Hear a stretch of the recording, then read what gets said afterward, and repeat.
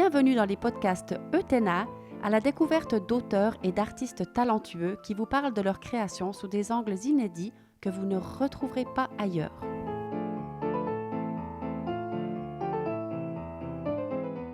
Aujourd'hui, notre émission Idées incarnées a le plaisir de recevoir Tiffaine Gabanini, qui est l'auteur d'un livre intitulé « Libre, tu n'as pas besoin de l'anorexie pour vivre ».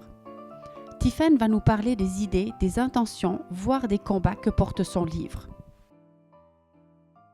Salut Tiffaine, Bonjour Diane. comment vas-tu? Je vais très bien, je suis vraiment honorée d'être sur ce podcast aujourd'hui. C'est un nouvel exercice pour moi, mais je suis très contente de le faire.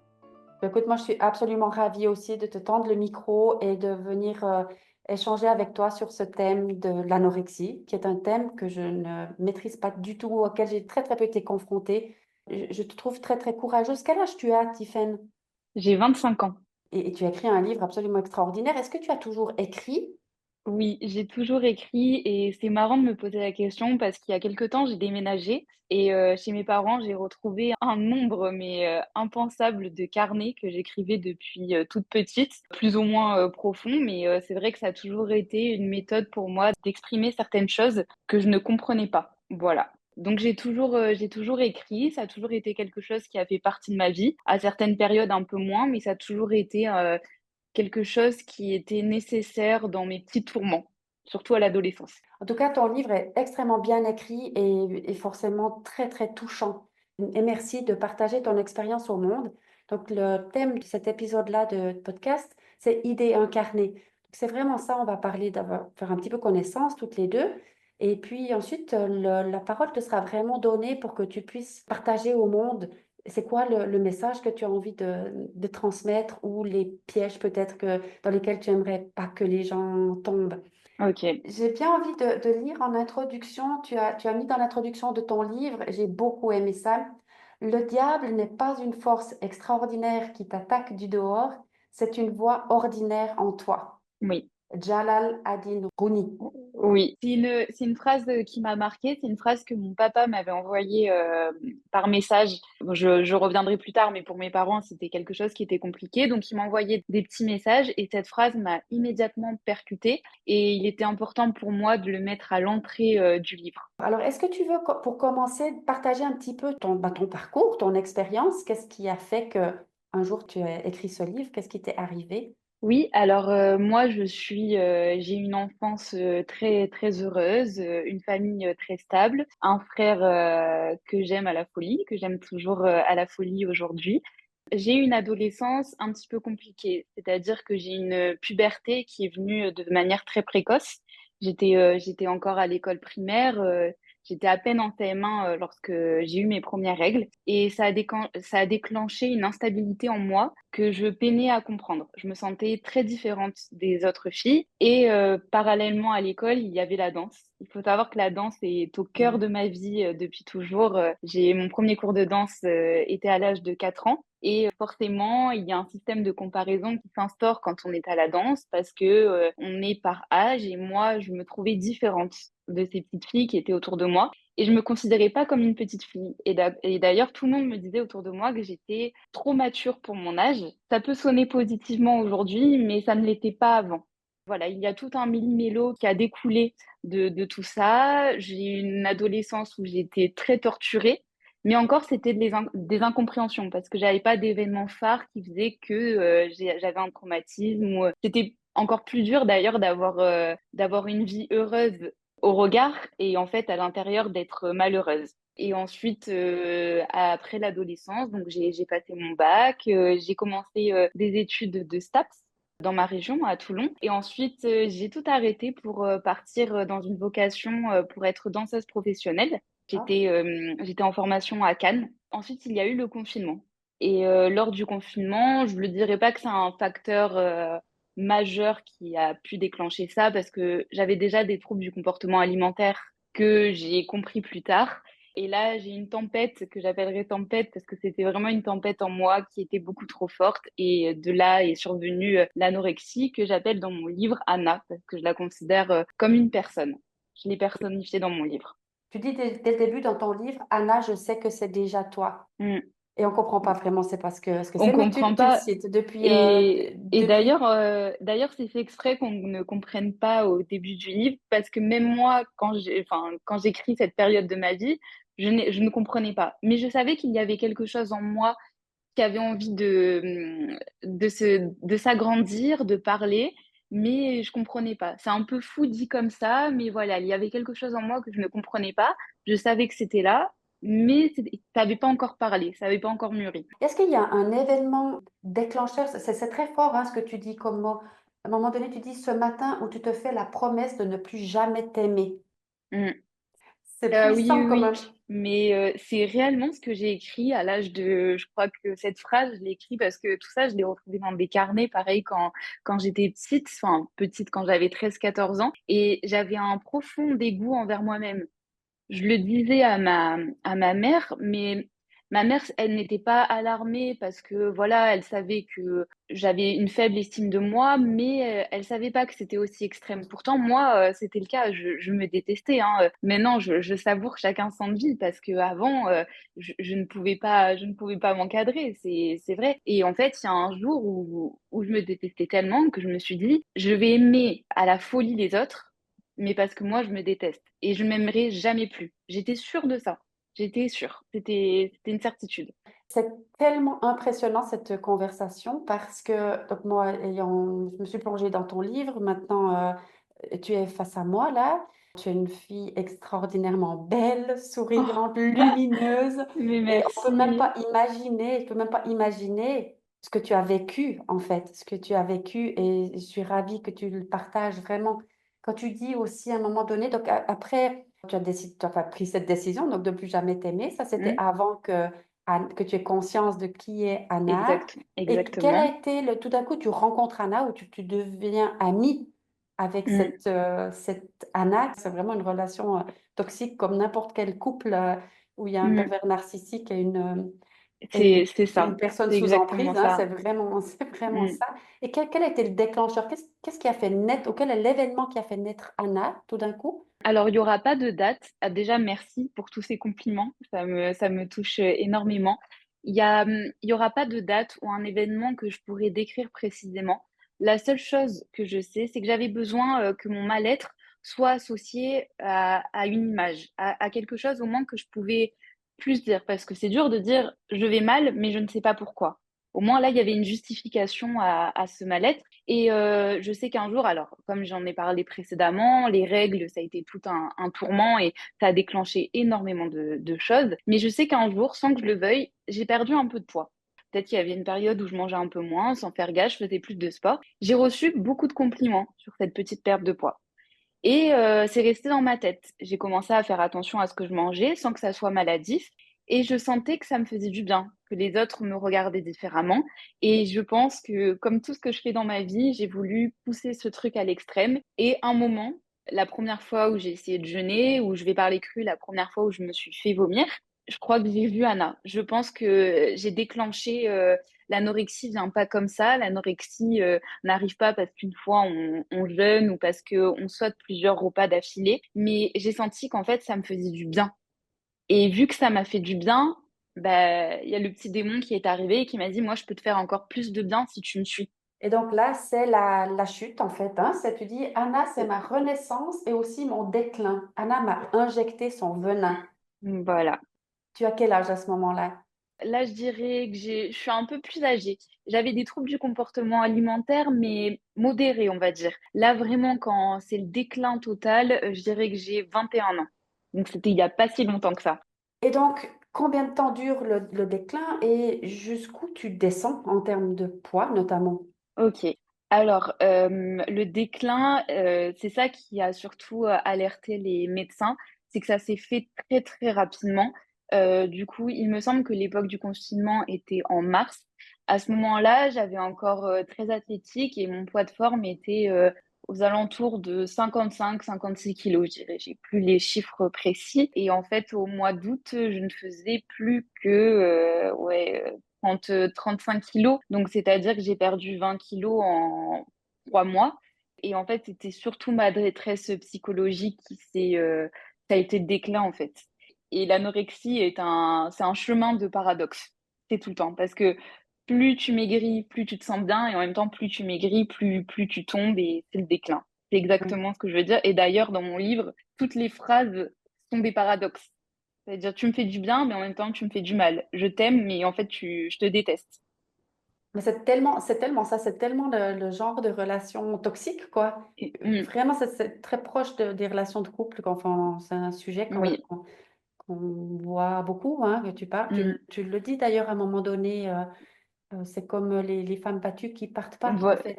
J'allais parler de ça, j'allais faire cette référence. J'ai pas voulu décrire parce que je connais pas ce que c'est les violences conjugales, mais ça me faisait penser à ces peaux bleutées que des fois on aperçoit sur des parcelles de peau de femmes battues. Et moi, j'avais l'impression d'avoir cette relation avec Anna, elle me battait, elle me faisait du mal, mais je ne partais pas, je pouvais pas. Et donc, à ce moment-là, tu habites chez tes parents? Du coup, on revient autour, c'était le confinement, donc j'étais retournée dans la maison familiale. Et en fait, après, j'ai été tellement affaiblie que je suis restée chez eux. Mais ils partaient, c'était l'été, donc ils partaient beaucoup en vacances. Moi, j'avais trouvé un petit job dans un supermarché en plus, encore un paradoxe. Et donc, j'étais très seule à ce moment-là. J'étais très seule. On essayait de m'accompagner, mais je bloquais les portes à tout le monde. Et vraiment, l'été, ça a été la descente aux enfers. D'ailleurs, une fois, quand mes parents sont revenus de vacances, ils en étaient effrayés. Enfin, quand ils m'ont vue, je me souviendrai toujours du regard de mon père. Mon père s'est beaucoup excusé de ce moment-là. Il est revenu de vacances, il a posé son sac, et il avait du mal à m'embrasser. Il m'a dit, tu n'es pas ma fille, je te reconnais pas. Et il avait ce truc, il me l'a pas dit, mais je voyais que je le dégoûtais en fait. Je le dégoûtais. Enfin, la chute était tellement rapide que personne ne comprenait. Oui. Alors moi, la seule, pas expérience, mais la seule chose à laquelle je peux me référer dans ce thème-là de l'anorexie, c'était en effet le papa de nos amis, mais pas très proches, mais dont la fille était anorexique. Et un jour, je l'ai entendu, il voyait sa fille qui se regardait dans le miroir, qui avait vraiment plus que la peau sur les os. Et c'était tellement insupportable pour lui parce que sa fille, elle se trouvait grosse en se regardant dans Mm. le miroir.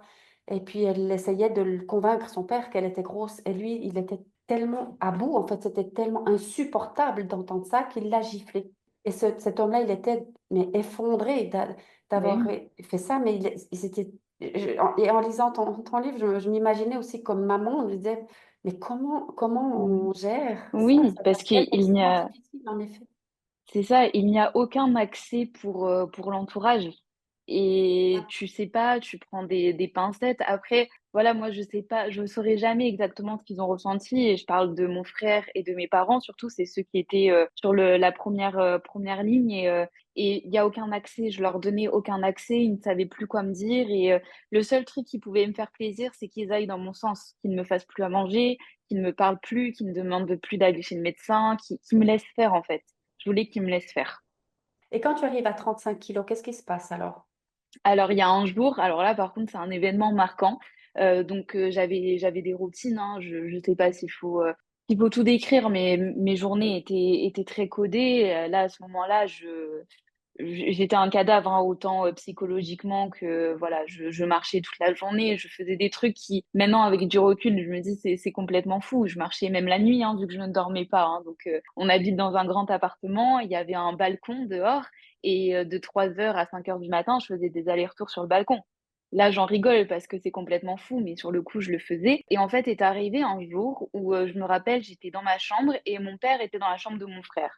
Il jouait aux jeux vidéo, je pense, pour se détendre, pour essayer de parler à autre chose, parce que tout le monde me faisait des faux sourires à la maison pour me dire ça va aller. Mais je sais que mes parents étaient mais tellement effrayés de ce que je pouvais faire. Et en fait, est arrivé un jour où je me lève pour aller marcher et bon, les nausées, la tête qui tourne, je suis pas bien. À ce moment-là, je m'étais pesée et je me rappelle, je faisais, je crois, 34 kilos. Et la veille, j'étais à 33 et quelques. Et pour moi, c'était un drame. Le monde, enfin, ça battait sur moi. Il y avait aucune rationalité. Il y avait cette voix dans ma tête qui me disait qu'il fallait que ça se termine. Et là, c'est la première fois que mes idées, parce que j'étais dépressive, donc j'avais des idées suicidaires, mais je me sentais capable de peut-être faire quelque chose de redoutable. Je me suis sentie capable et en fait là j'ai poussé un cri. J'ai fait papa, mais vraiment j'ai hurlé papa. Et mon père est venu, je ne l'appelais plus depuis quelques semaines, donc forcément il était sur le qui-vive, il est venu et je lui ai dit je ne peux plus, il faut que ça s'arrête, sinon je vais m'arrêter, je vais mourir. Je lui dis ça, j'ai dit ça à mon propre père, je vais mourir. Imagine de dire ça à son père, je Ça vais me fait les mourir. frissons dans tout le corps. Ah oui, mon père était désemparé et mes parents ont cherché parce qu'on habitait à Toulon, on a trouvé peu de personnes qui étaient compétentes vraiment dans les maladies, dans les troubles mentaux et surtout dans l'anorexie. Et en fait, le lendemain, ils m'ont amené à l'hôpital à Marseille. J'ai rencontré une endocrinologue qui m'a pesée, qui m'a parlé et qui a surtout été alertée par ma détresse psychologique et qui m'a dit, si tu es d'accord, parce que ce n'est pas de force, lundi, tu pars pour une hospitalisation de longue durée. Et j'étais un fantôme à ce moment-là et mes parents ont dit oui à ma place, mais je n'ai pas dit non. En fait, je pense que là, j'ai le petit moi qui a toujours été là, qui est pleine de vie, qui est, voilà, ce que je veux transmettre, qui dit non, allez, là, c'est moi qui prends les choses en main, on va y aller. Et du coup, ben, c'était un vendredi, le lundi, je suis arrivée à l'hôpital. Alors, au début, c'était très dur. Quand le lundi, on a pris la route, moi, dans ma tête, ça y est, Anna était revenue et elle m'avait dit, c'est pas grave, tu vas prendre du repos, mais quand tu sortiras, tu feras ça, tu perdras ça. Et d'ailleurs, quand je suis arrivée, dans ma valise, tout au fond, j'avais caché, je pense, 3 boîtes de laxatifs. Mes parents étaient partis, donc quand mes parents sont partis, que je me suis retrouvée dans cette petite chambre avec, je pouvais même pas ouvrir la fenêtre, tout était fermé. Mon téléphone, ils m'ont pas enlevé, mais de toute façon, j'en avais aucune utilité à part regarder mes pages, je n'avais aucun lien social, enfin, je n'avais rien, quoi. Je regardais rien parce que à ce moment-là, il y a aucun divertissement possible. Je peux pas aller sur les réseaux sociaux, je peux plus lire parce que mon cerveau est trop affaibli, la lecture est impossible et je peux même pas scroller comme on pourrait faire maintenant. Et en fait, il y a un interne qui vient me voir et qui me dit, si tu es là, tu sais que ça va être pour longtemps, mais il faut que tu sois 100% honnête avec nous. Et il faut surtout pas que tu nous mentes parce que sinon tu vas partir et ça va revenir. Et la chronicité, c'est ce qui a le pire dans ce genre de maladie. Et en fait, je lui ai dit non, tout va bien. Il est parti. 1 minute après, je l'ai rappelé et je lui ai dit, je te donne mes boîtes de laxatifs, j'allais faire une bêtise. Il m'a dit, OK, toi, tu vas guérir. Bravo. Et là, je me suis dit, allez, c'est parti, ça va être dur. Tous les jours, il va avoir la petite voix qui va me dire, non, il faut pas que tu fasses ça. Des fois, j'ai reculé. De toute façon, même quand je suis sortie, hein, la guérison, si elle est linéaire, c'est qu'elle n'est pas vraie. Elle n'est pas authentique, hein. Mm. Ça descend, c'est pour un peu plus remonter, mais c'est pas tout droit. Et donc là, maintenant, tu es complètement guérie. Genre là, pour moi, ça fait à peu près 2 ans que je suis vraiment 100% guérie. Il y a eu l'hospitalisation qui a été, et je le dirai tous les jours, hein, je remercie tous les jours les soignants, les médecins, enfin, ils ont été géniaux avec moi et je sais que sans eux, je ne serais pas là. Ça a été des manières très drastiques, hein, parce que j'ai eu une sonde nasogastrique pendant plusieurs semaines, ce qui est assez effrayant, hein. En plus, c'était le Covid, mes parents pouvaient pas venir me voir, donc j'étais vraiment isolée du monde. Quand je suis sortie, ça a été très compliqué de revenir chez moi parce que chez moi, c'était là où Anna était encore là. Pour moi, elle était partout, hein. Elle était dans ma chambre, elle était dans les couloirs, elle était partout. Donc, j'ai un peu reculé. J'ai eu le risque de me refaire hospitaliser parce que j'avais des rendez-vous, j'allais à l'hôpital de jour. Et finalement, un jour, j'ai dit à mes parents, il faut que je parte de la maison. Il faut que j'aille ailleurs, que j'aille très loin parce que je pense que je peux pas guérir dans l'endroit où qui m'a fait souffrir. Il faut que je parte. Alors mes parents faisaient encore, je crois, 40 kilos. Ils m'ont dit, mais on va pas te laisser partir. Et je dis, je vais pas partir à l'étranger, mais je veux partir quand même loin, sans quitter la France, avec de l'océan. Donc je suis partie à Biarritz. Et D'accord? je me souviendrai toujours, j'avais mis toutes mes affaires, j'avais trouvé un appart, j'avais trouvé une licence à l'université qui me plaisait. Et on avait mis toutes mes affaires dans la voiture avec ma mère et on allait traverser la France à l'horizontale, quoi. Et dans la voiture, je disais à ma mère, t'inquiète, maman, tu vas voir, je vais guérir et tout. Et dans ma tête, j'étais, mais j'espère tellement parce que c'est soit je vais m'isoler en fait pour complètement me laisser aller couler, soit il va y avoir une résurrection. Et en fait, c'est ce qui s'est passé. Il y a eu la résurrection, il y a eu un cocktail, je pense, de l'océan, de la bienveillance qu'il y a dans la région de la côte basque. Et voilà. Et je ne me suis, déjà quand j'ai franchi la porte de l'appartement auquel je me sentais tellement bien, je me suis dit déjà ici, il n'y aura plus de bêtises. Tu ne te feras jamais vomir, tu ne feras rien. Et j'ai tenu cette promesse parce que je pense que j'ai tellement menti quand j'étais malade à mes amis, à mes parents et surtout à moi-même. Quand je suis sortie de l'hôpital, je me suis dit, il n'y aura plus de mensonges. Et d'ailleurs, c'est une règle que j'applique aujourd'hui dans la vie de tous les jours. Je ne mens plus du tout, et même pour des petits trucs. Ça, c'est ma règle numéro 1. Et c'est à Biarritz que j'ai terminé mon livre, que j'ai commencé à l'hôpital, parce que c'est à l'hôpital que j'ai commencé à l'écrire. Je l'ai Ça va. commencé à l'hôpital, mais mes phrases étaient pas très développées. Ça partait un peu dans tous les sens parce que je pense que j'avais pas un cerveau très allumé encore à cette époque-là. Mais en fait, mes parents m'avaient offert un tout petit ordinateur quand je suis rentrée à l'hôpital, si jamais je voulais regarder des films. Et il s'avère que la connexion Wi-Fi était nulle à l'hôpital, donc j'étais un peu bloquée et j'avais que Word. J'avais Ok. que Word. Et en fait, au début, j'utilisais Word pour écrire ce que je mangeais, pour toujours être dans le calcul et tout. Et à un moment, j'ai commencé à écrire ce que je ressentais. Et je me suis dit, ah, ça me rappelle avant. Et là, après, tout est s'enchaîné. Et puis, j'avais tellement de temps que j'écrivais tout le temps. Et même après, j'avais tout mon temps. Et à Biarritz, c'est vraiment là où je l'ai terminé. Mais au début, ça ne devait pas du tout être un livre, hein. Au début, c'était vraiment pour moi. Ensuite, Oui. je me suis dit, j'aimerais bien l'envoyer à mes parents, juste pour qu'ils sachent des choses que je leur ai jamais dit. Et en fait, je leur ai envoyé par la poste. Il y avait, je crois, 120 pages comme ça en fouillis dans une grande page. Et mes parents m'ont appelé et donc ils ont été très touchés, hein, bien sûr, hein, tous les sentiments. Mais après, ma mère, elle m'a dit, ma mère, elle est très directe avec moi, très franche. Elle me fera jamais des compliments si mon père va être plus dans, voilà, ma mère, et elle m'a dit, Tiffen, je ne savais pas que tu écrivais comme ça. Il faut que tu l'écris, il faut que tu partages, il faut que tu aides, il faut que. Et là, c'est déclenché, voilà. D'un coup, je me suis dit, bah pourquoi pas? Ça me paraissait complètement fou. Et après, bah, j'ai eu contact avec la maison d'édition Maya et c'est enchaîné. Et donc, quel est le message que tu veux transmettre au travers de tes mots? Oui, alors déjà le premier message, c'est que on peut guérir de l'anorexie. J'ai tellement entendu autour de moi des filles qui étaient malades et même j'avais rencontré un garçon qui était malade, qui pour eux c'était irrémédiable. On est malade et on restera toujours malade. Il y aura toujours cette maladie au fond de nous et ça surgira toujours à des moments de nos vies. Et j'ai même entendu de la part d'un psychologue hein, que la guérison n'était pas possible. Et d'ailleurs, c'est pour ça que ça fait partie de mon titre aussi de livre, c'est que je veux vraiment prouver que la guérison est possible. Le deuxième truc, c'est que je voulais enlever aussi tout tabou, ôter tout tabou.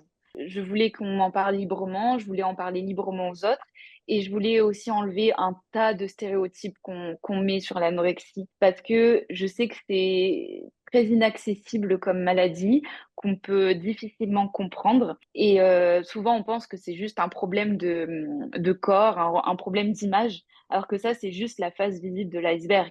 La maladie, c'est tu décales un vrai problème psychologique dans ton assiette. C'est juste ça. Après, oui, on a un problème d'image, mais c'est vraiment, ça vient après. C'est une conséquence d'un vrai problème.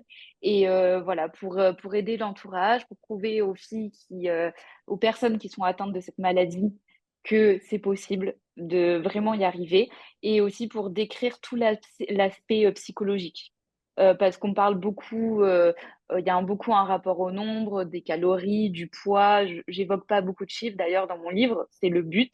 Et je voulais vraiment montrer ce qui se passe en fait à l'intérieur. D'ailleurs, j'avais l'impression d'être une folle hein, quand j'écrivais ça, mais pour moi, c'était très important de montrer que on est tous un peu fous, on a tous un petit grain de folie, mais c'est normal.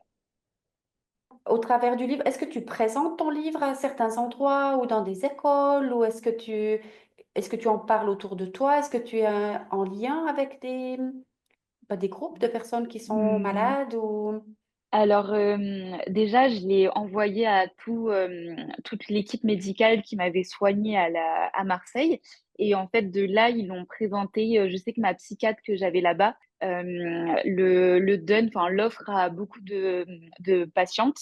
Et donc moi, j'ai par Instagram, je reçois beaucoup de messages de remerciements de personnes qui l'ont lu.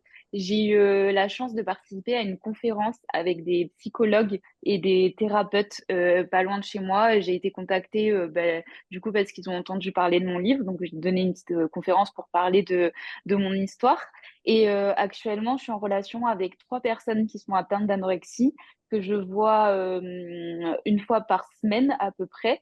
Voilà, je leur parle, elles ont lu mon livre et en fait, c'est surtout leur entourage qui m'ont contacté. C'est des personnes, voilà, il y en a une, c'est une maman qui a 37 ans, qui est atteinte d'anorexie, mais qui commence à s'en sortir et les échanges sont très intéressants. Et voilà, non, après, j'ai essayé de contacter plusieurs associations, mais dans la région dans laquelle je suis, c'est compliqué. Il n'y a pas beaucoup de choses. Je sais que voilà, dans peut-être la région parisienne, il y a un peu plus de mouvement là-dessus. Il y a une association qui existe, mais c'est pas allé au-delà. J'ai pas un contact direct avec eux. Et qu'est-ce que tu fais comme activité maintenant? Tu es toujours impliquée dans la danse ou... Oui, oui, oui. Alors, je suis prof de danse dans l'école où j'étais quand j'étais enfant. J'ai trouvé donc je donne des cours de danse. Sauf que cette année, je me suis blessée. Je me suis fait les ligaments croisés. Donc, pour le moment, je fais un job un peu plus alimentaire en attendant, et ça me permet d'écrire beaucoup aussi. Que l'écriture, elle s'est pas terminée après ce livre. D'accord. Et tu écris sur quel sujet? Toujours sur le même sujet? Non, je suis passée à autre chose. Là, en ce moment, c'est quelque chose de plus... c'est avec des personnages fictifs, mais c'est toujours un truc sur les émotions, le développement personnel, la résurrection, voilà. Donc pour toi, ce serait important de continuer de partager, de témoigner, de développer Oui, ton message oui, là oui, autour. Oui. très important. Oui, mais j'aime beaucoup ça, tu sais, parce que moi, je suis convaincue que la vie, elle est construite comme ça, c'est-à-dire qu'elle nous met des épreuves sur le chemin dans l'unique but qu'on s'en sorte et Mm, qu'on comprenne qu'on a vécu ça pour partager, pour aider les autres. Moi, j'ai cette conviction profonde qu'on est tous là pour ça, pour faire cette compréhension de qu'est-ce que la vie a mis sur mon chemin pour que je puisse partager mon expérience de vie. oui, je suis Et convaincue aussi. voilà, et je trouve que c'est magnifique et tu es déjà sur ces rails-là à un très jeune âge. Et c'est franchement, c'est magnifique. Moi, je peux que te souhaiter de trouver ou que d'autres, n'importe qui entende partout où tu plantes des petites graines et que tu sois voilà, invité sur des plateaux télé, je ne sais C'est pas, gentil. ou d'intervenir dans des écoles, en Oui, prévention aussi. En tout j'aimerais cas, bien. de partager ton expérience au plus grand nombre, quoi. Ouais, ouais, non, mais j'aimerais bien partager au maximum parce qu'en plus, parler de ça, aider les autres, bah voilà, ça me fait du bien. Je sens qu'il y a des connexions qui sont tellement intéressantes, tellement intéressantes, tellement enrichissantes. Je pense qu'on est tous là, on peut tous s'aider finalement. Et même si c'est pas l'anorexie, on passe tous par des épreuves dans nos vies et c'est tellement important d'en comprendre les leçons et de ne jamais oublier. Moi, je me suis fait la promesse de ne jamais oublier par quoi je suis passée. C'est important Et- pour moi. je trouve que c'est fort aussi le message, parce que bon, là, on a parlé beaucoup de l'anorexie, mais quand même, le point de départ, comme tu l'exprimes très bien, de tes tourments, c'est quand même cette Mm. puberté précoce.